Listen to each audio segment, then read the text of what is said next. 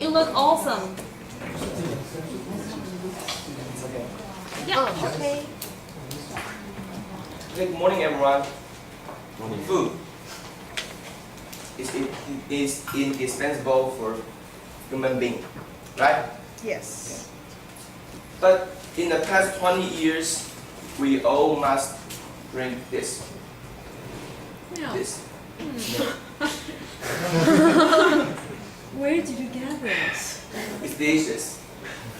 But does anybody ever think that the most terrible food is what we eat in our daily life? So today, we are going to talk about what's wrong with our food. What's wrong with our food? And first, let's introduce our presenters. I'm Ian. And this is Anna. He will introduce the problem from business. And next one is Teresa.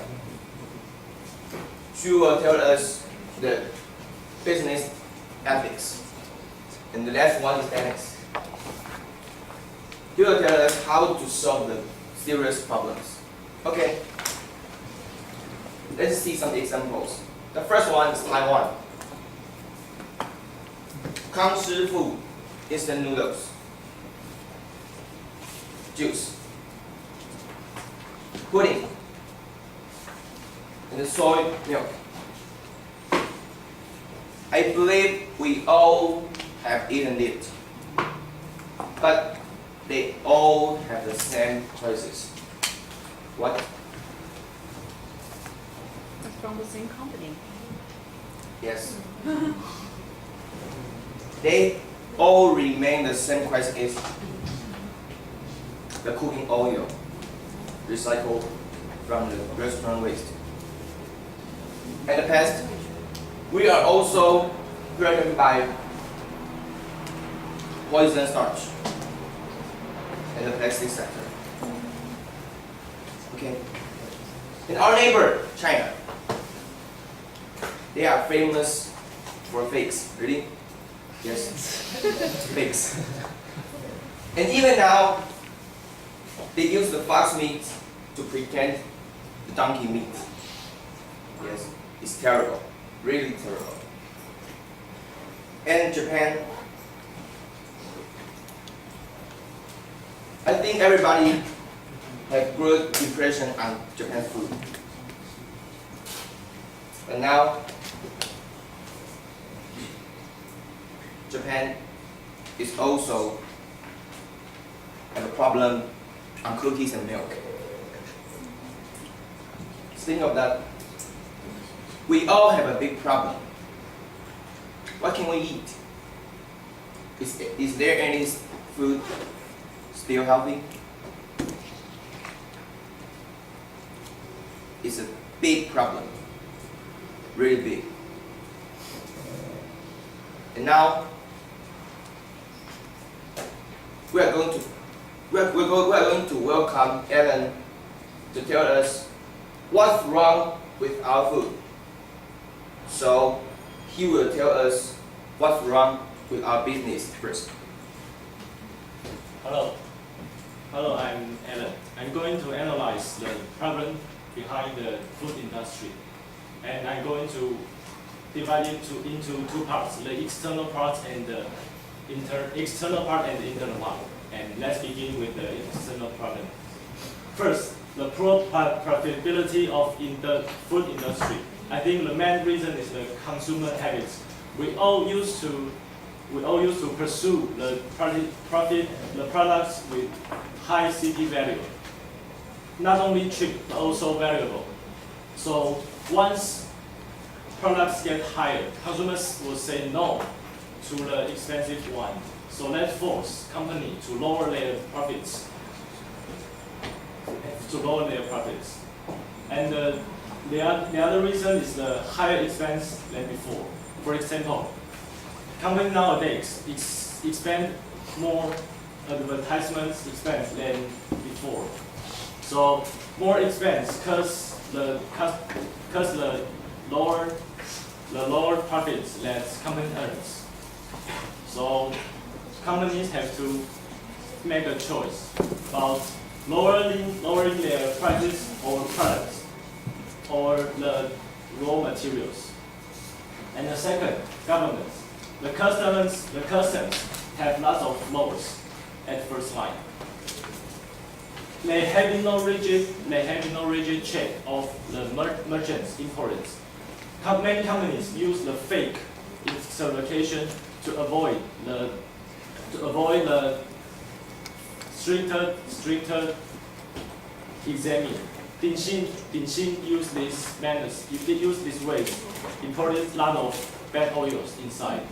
And the second is the slow reaction and the complicated authorities.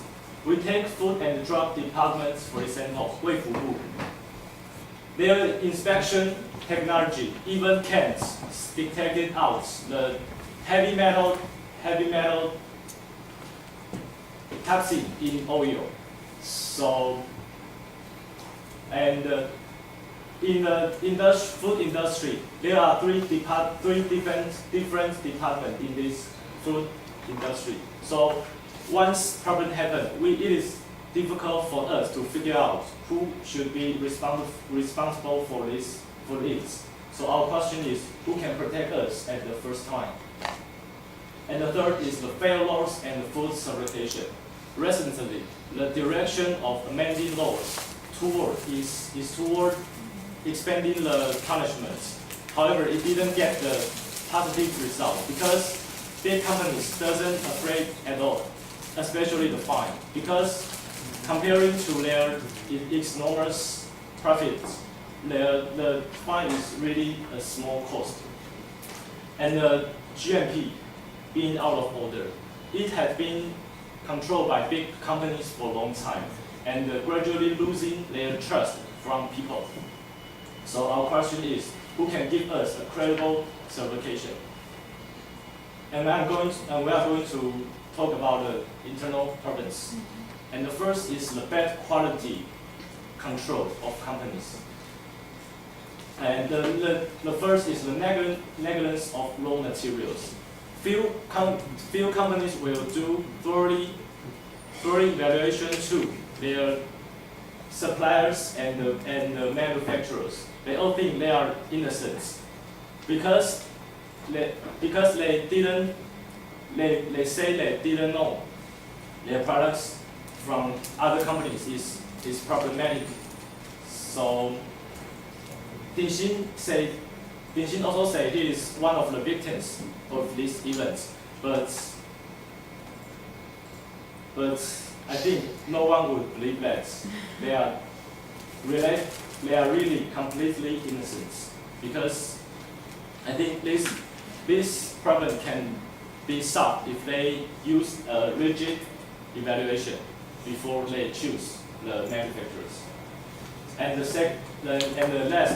the last one is the ethic problems. Many companies face the ethical dilemma between companies' profits and people's health, and lots of them sacrifice people's health in order to get the tremendous profits, and that's the reason why they choose this action. This so many honest behaviors. Instead of ethic, we introduce Teresa to do more about introduction. Hello, I'm Teresa. And when we talk about business ethics, Japan, America, and Europe are the three model countries we can always learn from. In Japan, there are many famous foods in Taiwan, and just like this food, is my favorite. Japanese evaluate their selling control in high moral standard, and they have to check the product quality for consumers. So once if the producer made any error in their product, it would be out of the market. So that's why Japanese food is always trusted by everyone. Just like this food. I believe you guys have eaten this food before when you are a child. And America's government is always strict.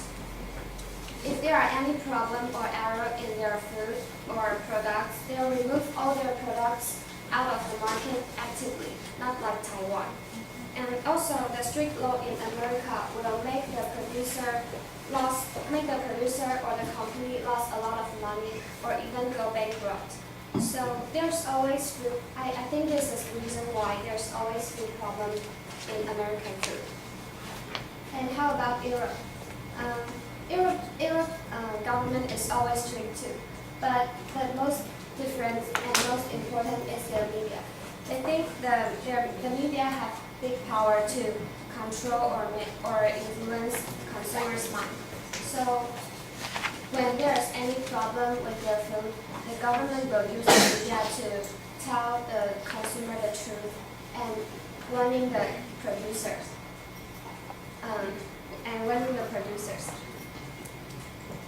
So this is the reason why that there are few problems happen in Europe too. And except the example I have told, there are also many different countries we can learn from too. But how can we solve these problems? Let's welcome Dennis to tell us how a business or a company to solve this problem. Hello everyone, I'm Dennis. And as most of us studying business or management, we would like to overview some solutions from a viewpoint of a business. First, we separate it to internal and external. The internal part focuses on the management of a company, and the external part focuses on cooperation and connection with others. Before I start with the internal part, I would like to share the concept of outsourcing to you. To reduce the cost and promote the quality, many companies nowadays, they choose not to do a product they sell, but to ask other manufacturers to do the product for them. That's outsourcing. But if there is any problem with the food from the supplier, it will directly goes to the customer, just like the picture shows. Many food safety issues nowadays happen because of the outsourcing. But it doesn't mean that outsourcing is always bad. It truly brings benefit to the company. But the point is, how can we got to focus on the management of this part.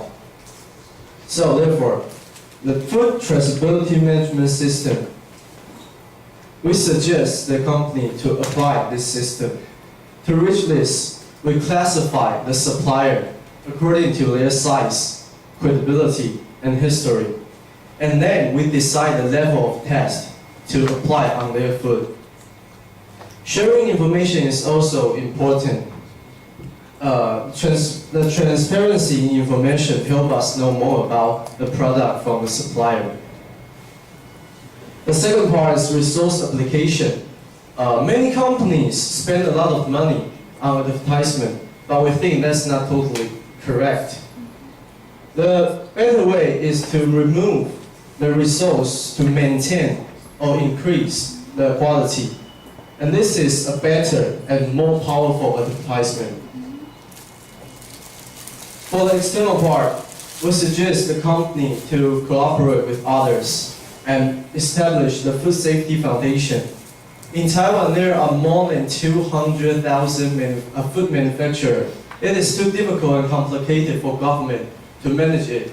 So it is better that companies supervise each other. And if someone finds any bad material in other companies' product, it gets reversed. The last and most important part is the connection with customer. We suggest the company to keep the transparency in production. Let the customer know how do the food they eat come from, and also teach them how to tell if the food is good or not. To reach these two goals, we think of an idea to build a tourism factory. This is the best way to connect with the customer, and it is also a kind of good advertisement. And both are the solutions that we suggest. If you are going to own a food company in the future, I hope this could help you. This is all presentation, and I hope you guys have better understanding about food safety and the solutions from the company's aspect. Thank you for listening. Thank you.